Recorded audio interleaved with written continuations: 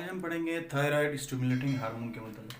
Thyroid stimulating hormone, thyroid stimulating hormone को हम TSH से शो करते हैं, यानी इसको शॉर्ट फॉर्म में TSH की सूरत में लिखते हैं।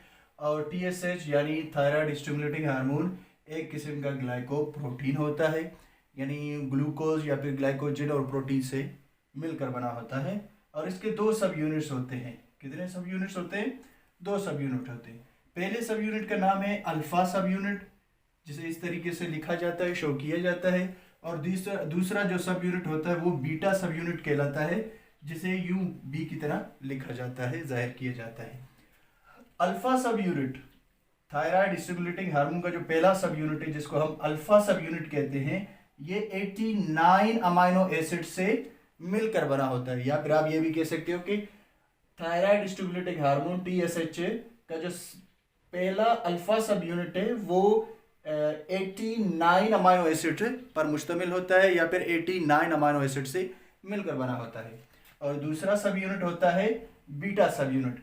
बीटा सब यूनिट 112 अमाइनो एसिड्स पर मुश्तमिल होता है, यानी बीटा सब यूनिट थायराइड स्टिमुलेटिंग हार्मोन का बीटा सब यूनिट 112 यानी 112 अमाइनो एसिड से मिलकर बना होता है।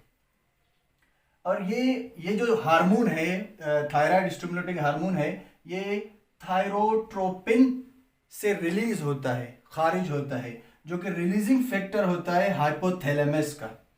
और इसका फंक्शन क्या है? थायराइड स्टिमुलेटिंग हार्मोन का फंक्शन क्या है कि ये कंट्रोल करता है या फिर रेगुलेट करता है। कंट्रोल कहें या रेगुलेट कहें बोथ आर सेम, ठीक है। थायराइड स्टिमुलेटिंग हार्मोन का फंक्शन काम ये होता है कि ये अमाउंट ऑफ थायरोक्सिन ब्लड में, खून में अमाउंट ऑफ थायरोक्सिन को रेगुलेट करता है, कंट्रोल करता है। थायराइड स्टिमुलेटिंग हार्मोन का फंक्शन होता है अमाउंट ऑफ थायरोक्सिन, थायरोक्सिन की मिकदार को ब्लड में कंट्रोल करना या रेगुलेट करना।